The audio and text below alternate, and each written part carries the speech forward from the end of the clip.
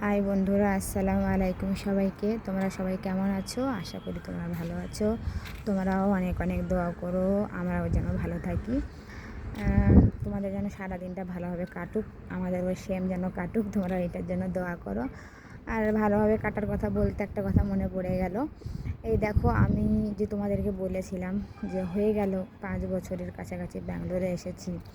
তো আমার বরের পুরো পরিবার এখানে থাকে। ও কাকা কাকি, তার ছেলে মেয়েদের থেকে শুরু করে আমার শ্বশুর শাশুড়ি ননদ দেওর সবাই এখানে থাকে। তো থাকার মধ্যে শুধু আমি একলা, আমার বাপের বাড়ির কেউ তো ব্যাঙ্গালোরে নেই। তো আব্বা মার কথা না ভীষণ মনে পড়ে।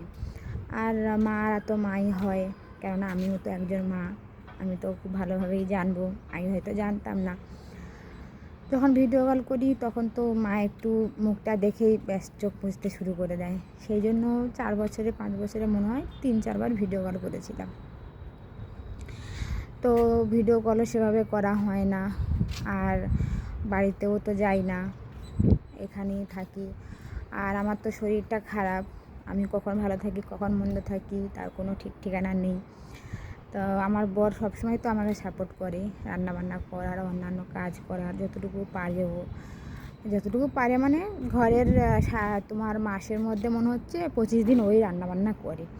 কিন্তু আর সব আমি করি, আমার মেয়ে আছে, ও আমাকে হেল্প করে দেয়। তো আসলে কি জানো তো, ভীষণ কষ্ট হয় যে এত বছর হয়ে গেল দেশে যায়নি। দেশে অবশ্য আমার নিজস্ব বাড়িও নেই। এই হোগলার একটা পেপারের ঘর ছিল, সেটা আবার 5 বছর 4-5 বছর আগে সে ঘরটা কি আর আছে, সেটা হয়তো এতক্ষণে ভেঙে টেঙেই গেছে।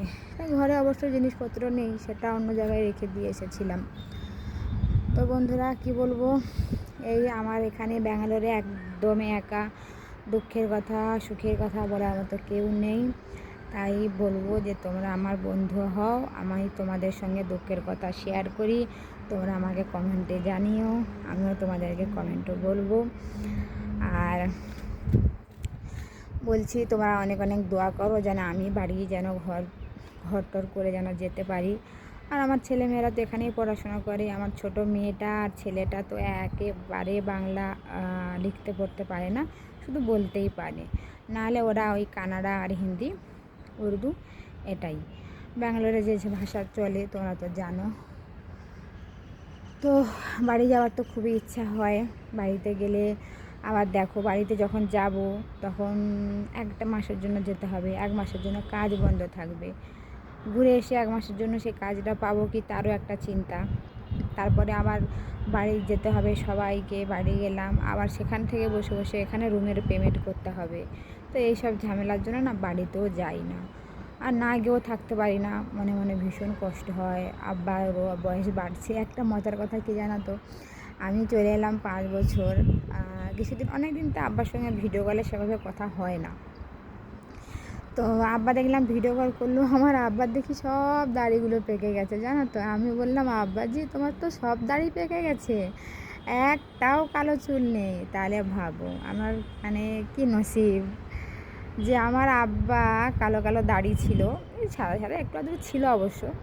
5 বছরে কত কত দিনে, 365 দিনে 1 বছর, সেখানে 5 বছর কত দিন কীভাবেই কেটে যাচ্ছে বুঝতেই পারছি না। আল্লাহ দিন আল্লাহ ঠিক পার করে দিচ্ছে, কষ্ট হোক যা হোক না হোক ঠিক পার হয়ে যাচ্ছে। সেই জন্য আমার আব্বাকে বললাম যে আব্বাজি তোমার তো সব দাড়ি পেকে গেছে। তো আমার আব্বা বলছে বয়স হচ্ছে, পাকবে না, তুই ওখানেই থাক, আর আমরা এখানেই মানে যদি কিছু হয়ে যায়। তো এই জন্য না ভীষণ ভয় হয় গো, যে আমার ঘরে আব্বা আছে, আমার আব্বার এমনিতে হাই প্রেশার, বয়সও হচ্ছে, তারপরে মা আছে। হায়ার মরণের কথা তো কারোর বলা যায় না, তাই না? কিন্তু আব্বাকে নিয়েও তো চিন্তা হয় জানো। তো তোমরা আমার পাশে থাকো বন্ধু, আমার ফলো করো, আমার অনেক অনেক অনেক দোয়া করো, আমার পাশে থাকো। আমি যেন চ্যানেলটাকে সাকসেসফুল করতে পারি, ঘরে যেতে পারি, কমসে কম আব্বার মুখটা তো দেখতে পারি।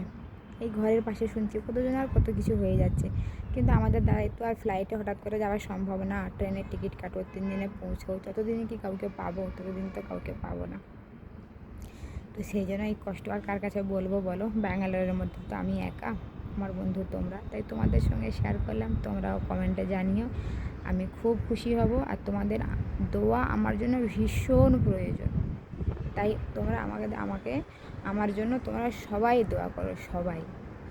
এখন তবে রাখছি, আমি কাজে তো চলে এসেছি, কিন্তু কাজে এখনও যাইনি। এই দেখো ছাদে কথা বলছি, নাহলে এত বড় ছাদের উপরে থাকার ক্ষমতা আমার নেই। তাহলে এখন আমি আসি, রাখছি। আসসালামু আলাইকুম।